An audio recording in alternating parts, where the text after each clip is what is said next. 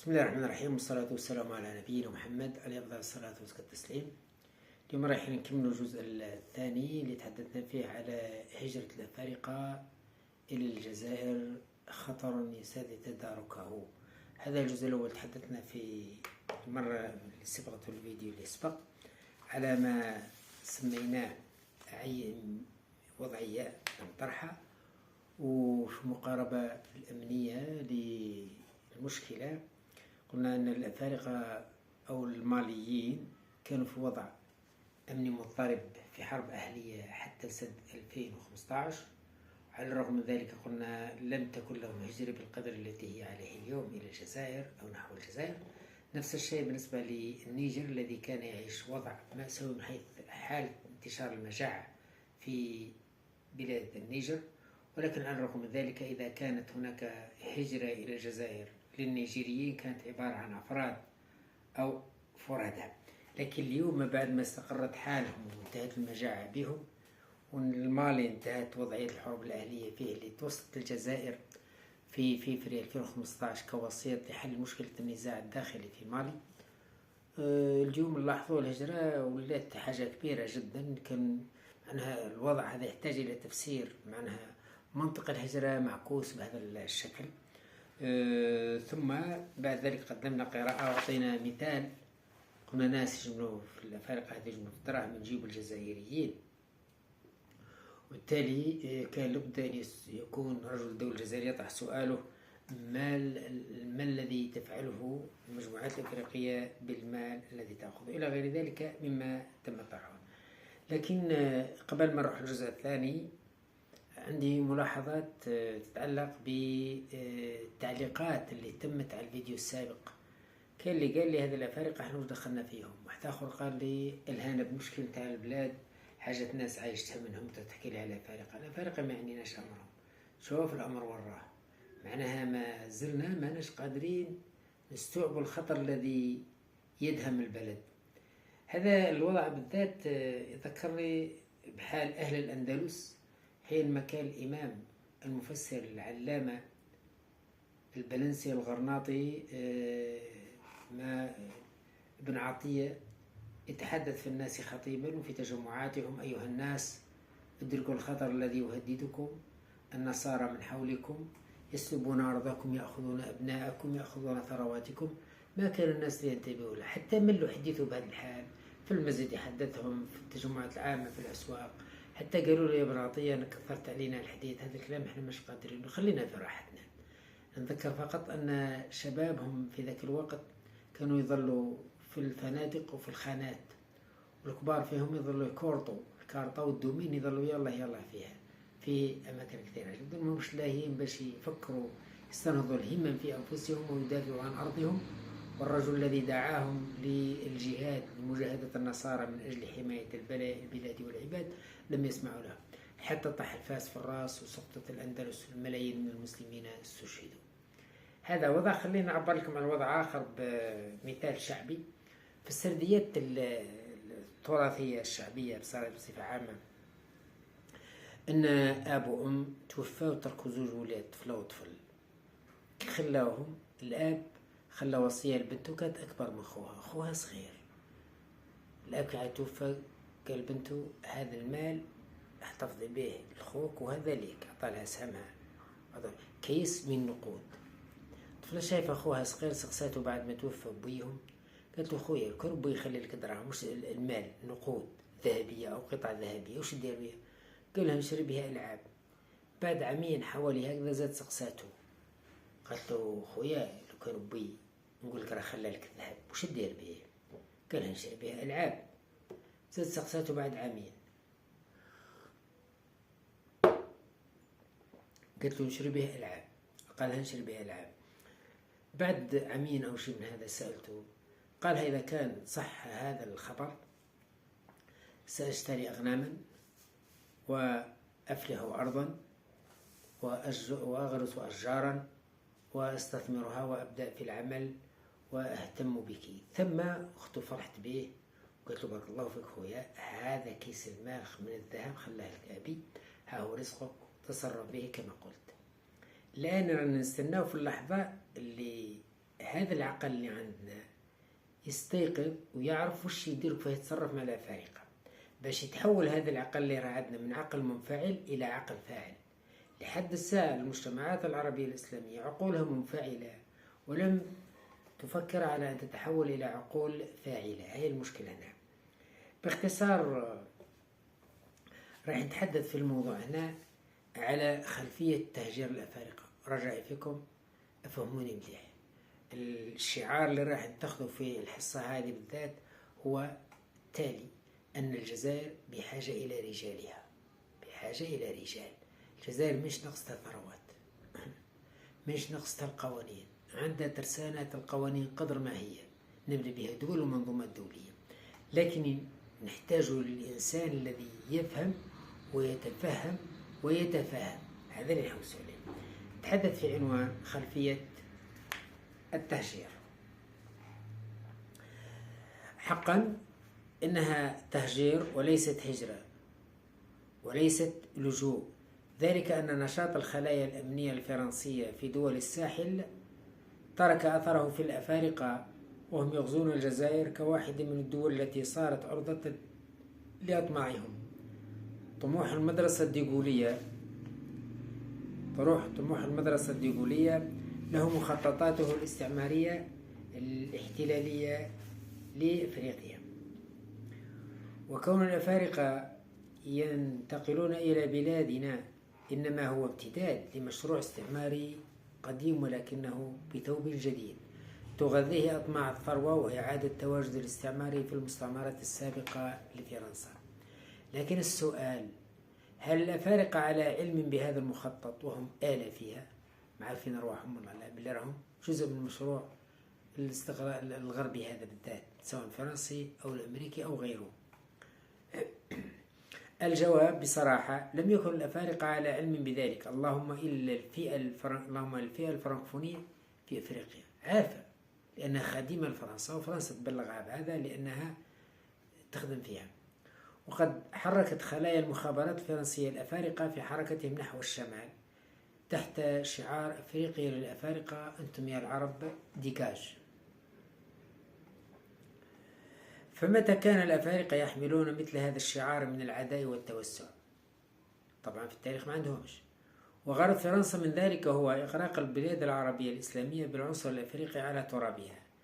وهذه خطوة مليح، يديروا تحتها خط أحمر ويفتحوا قوس وتجدوا روحكم كتبتوا فيها المؤلفات هذه العبارة: إغراق البلاد العربية الإسلامية بالعنصر الأفريقي على ترابها، لتتشكل منهم جيوب وجماعات فاعلة تحركها نحو أهدافها لإحداث الثورات أو المطالبة بحقوق الأقليات أو استعمالهم في التجسس أو ادخارهم كخلايا وظيفية نائمة تستجيب متى كان الوضع يستدعي ذلك في الجزائر لصالح فرنسا أو لصالح أي دولة من القوى الأجنبية.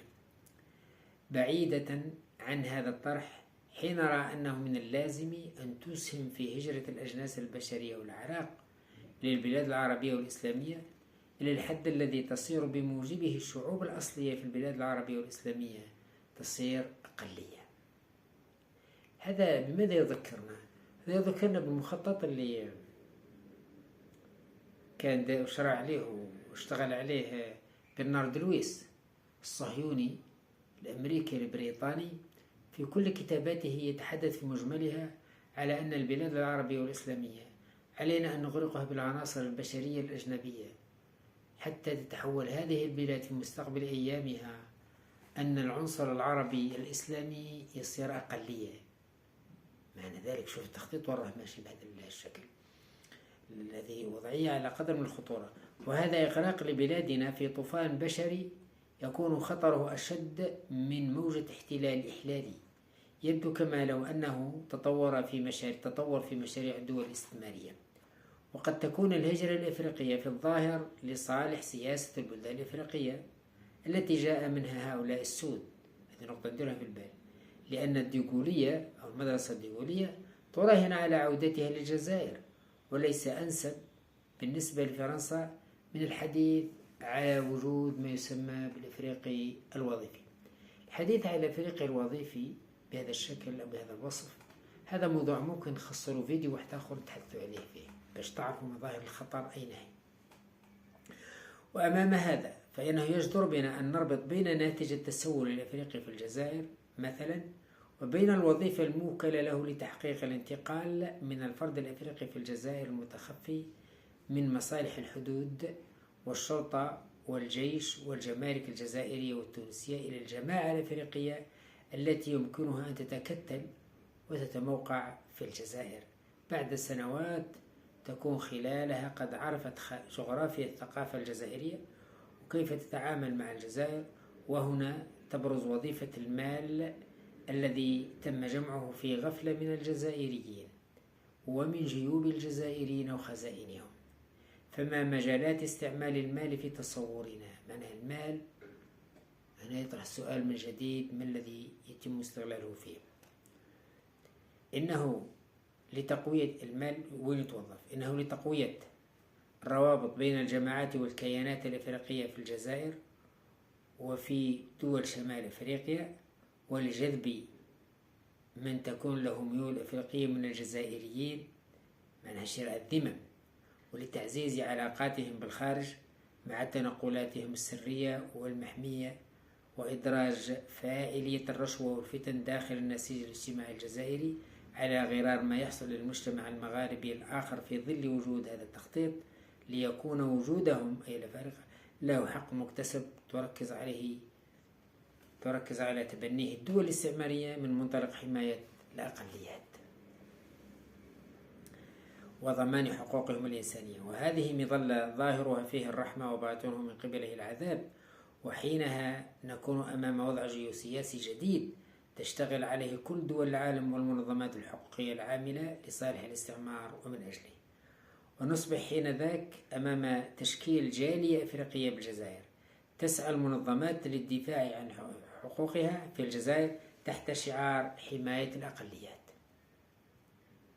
مع الادعاء بأن تلك الجالية تتعرض للاضطهاد من طرف الحكومة الجزائرية، يضاف لها إثارة التعاطف الدولي مع هؤلاء الأفارقة في أرض الجزائر بعد أن يكونوا قد تكاثروا كالجراد وحصلوا على المال بالتسول وعرفوا طبيعة المجتمع الجزائري وضمنوا علاقات ممكن حتى مع بعض ممثلي القنصليات في الجزائر بطريقة سرية للغاية. وهل نستبعد اليوم أو حين ذاك علاقة هذا المد الإفريقي بالجزائريين الذين يملكون جنسية سرية أخرى غير الجنسية الجزائرية وهم قد يكونون كفر؟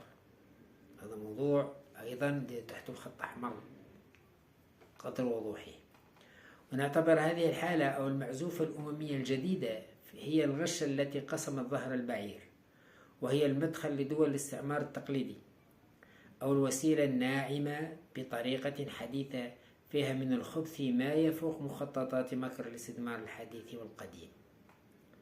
فليس عبثا أن قال ديكون في مذكراته يوما بأنه إذا استطاع جيل اليوم أن يخرج فرنسا من الجزائر فإننا سنعود إليها. هذا الكلام داير كاتبه ديكول في المجلد 6، راحوا اقراوه واش تحدث عنه. وما وظيفة الأفريقي التي أشرت إليها إلا كحادثة المروحة وذريعة للمكر والخديعة. قد يقول أحد القادة ممن يطلع على هذا التحليل أنها رؤية لا تخلو من انفعالية وتحاملية وتشكيك في نية الأفارقة المساكين. أقبل هذا الحكم صراحة ممن يجهل الخلفيات من أولئك الذين لم يكن لهم الحظ من الاطلاع على نظرية كامبل لعام 1907 ومخطط سيكس بيكو 1916 ونظرية النقطة المتدحرجة في مؤتمر الكونغرس الأمريكي عام 1968. كل هذا نقبله منه ويقلل من أثر الآخر، لكن بالنسبة لرجل الدولة في الجزائر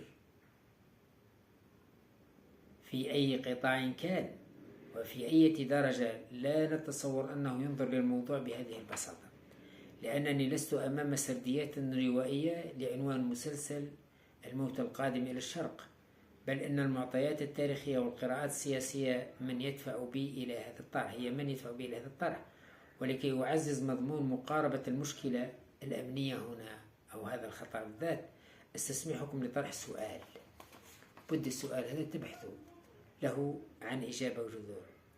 هل سبق لفرنسا أن جلبت أفارقة سود من مستعمراتها إلى الجزائر أثناء احتلالها للجزائر؟ أنا شايف الجهة اللي ترشدكم وتعطيكم الإجابة عن هذا هم أساتذة التاريخ. روحوا اسألوا أساتذة التاريخ في الجامعة وفي الثانوي وفي المتوسط اللي اطلعوا على تاريخ الجزائر المعاصر والحديث، ممكن يعطيكم إجابة على هذا الشكل بالذات. لكن خلوني نعرج باختصار دون التوسع في الموضوع لهذه المشكلة. نعم، كان ذلك قد حصل سنة 1941 حين جلبت فرنسا أعدادا بالآلاف من السنغال وغينيا وسيراليون ومن دول أفريقية أخرى، وأكثر المناطق التي جلبت إليها هذا العدد الأكبر من الزنوج الأفارقة هي منطقة ولاية الجلفة. ربما واحد فيكم يسأل من الفضول والحاجة على ولاية الجلفة بالذات دون غيرها. أنت روح أبحث عن الإجابة تكتشف. والأمر المميز للأفارقة الذين جلبتهم فرنسا أنهم ذوي مهارات وفنون، منهم القصاصين والمغنيين، الراقصين، أصحاب الألعاب السحرية، أصحاب الحركة البهلوانية، زيادة على من يحسن الرعي والفلاحة. وكانت مدينة الجلفة وهي على قدر بساطتها حينها وبساطة أهلها قد انشغلت بحديث الأفريقي الوظيفي، لأن الأمر الذي أرادته فرنسا من ذلك أن يختلط العرب والأفارقة وتحصل زيجات وينخفض منسوب عداء الجزائريين لفرنسا، فضلا على أن جلب الجنس الأفريقي للجلفة خاصة وللجزائر عامة كان ذلك نيابة عن جلب الجنس الأوروبي، لأن الحرب العالمية الثانية فرضت على الأوروبيين أزمات أسهمت في عدم استجابتهم لمخطط الهجرة الأوروبية للجزائر، وأن تمكن فرنسا العجوز للأفارقة على تراب الجزائر تحت سلطتها أهون لها من بقاء الجزائريين دون اختلاط مع غيرهم. كما أن جلب الأفارقة يسهم في تلهي الناس ويبقى حديثهم عن تلك الألعاب الواردة والوافدة التي يمارسها الأفارقة بمهارة، بدل من حديثهم عن جرائم العجوز فرنسا وقبح وجهها. والأكثر استراتيجية في ذلك هو أن يسهم الأفارقة في التجسس والولاء لصالح فرنسا، وتتخذ فرنسا صراحة منهم جنودا في صفوفها. والناتج الذي تريده العجوز فرنسا من ذلك هو تغيير هوية الشعب الجزائري نحو رضا الاحتلال. لكن الذي حصل الآتي: أن السكان لم يهتموا بمهرجان الأفارقة، وانصرفوا عنه إلى رعي ماشيتهم وإلى فلاحة حقلهم وإلى جلب الحطب من الغابة، ويحلقون في الأسواق حول القصاصين الجزائريين والمغاربة، ولا يتابعون نشاطات هؤلاء الأفارقة في السوق نفسه. ومتى تسنى لهم الحديث كان ذلك منهم إذعانا بكشف مكر الفرنسيين وإلهائهم عما يهمهم. الجزائريين في الجلفة كانوا فائقين بمخطط فرنسا. هيا نستقرأ التاريخ البعيد والقريب لنكتشف كيف تم جلب أفارقة لتأسيس كيانات سياسية في الدول التي حلوا بها. والسؤال: هل جلبت فرنسا الأفارقة الزنج للجزائر ككل وللجلفة خاصة من أجل خدمة إنسانية لأهل الجلفة وللأفارقة؟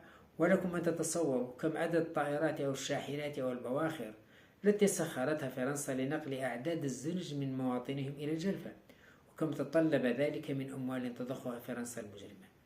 هكذا برك سخرت العتاد والماتريال هذا باه تنقل هذا الأفارقة إلى الجلفة، مثل ما بعض الحمقى اليوم عندي في الجزائر يقول لي الأفارقة مساكين، فرنسا نقلت هؤلاء المساكين إلى الجلفة. هذا مسكين يجي يرقص في الجلفة، هذا مسكين يجي يغني في الجلفة، يغني للناس ولا صرصور، ما يكونوش همكة لهذه الدرجة. وإذا كان هناك ما يبعث على التخوف من تهجير الأفارقة الزنوج إلى الجزائر وعموم بلاد المغرب العربي الإسلامي استنادا إلى ما أشرت إليه، فهل نجد صور مماثلة حدثت في التاريخ الإنساني عامة وفي التاريخ العربي الإسلامي بخاصة، أي تم في التاريخ وجود موجات أو هجرات بشرية زنجية إلى دول أو مناطق؟ هذا ما سنعرفه في الفيديو الثالث القادم حول هجرة الأفارقة إلى الجزائر. واليوم ننتهي بهذا القدر فقط. أرجو أن تتابعوا الموضوع جيدا، وقايع تبحثوها وتستقرئوها وحقائق ذكرتها هنا تقوموا بتحليلها أنتم قراءات ناقدة أو قراءات واضحة بهذا الشكل، قراءات تحليلية، ونأمل أن يكون هذا زيادة في منسوب معرفتكم بالحادثة أو بالظاهرة. والسلام عليكم ورحمة الله وبركاته.